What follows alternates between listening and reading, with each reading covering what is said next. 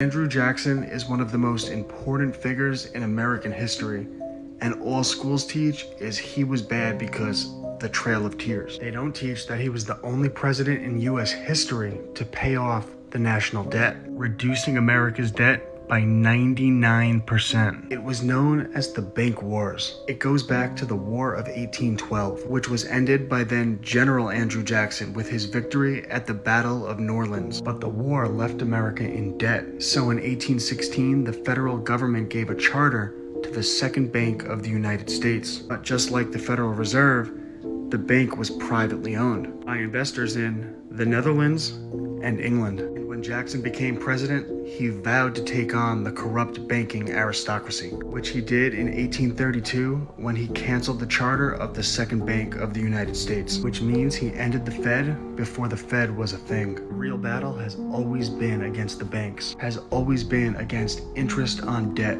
but they don't want you to know that. It's why I wrote a book on the history of the banking system and teach courses on how the system really functions. Oh, and if you're wondering why Andrew Jackson is on the $20 bill, it's because they're mocking him and they're mocking us. Check out my books on how they control information, the right to bear arms, banking, fake news, and so much more. ClassicalLearner.com.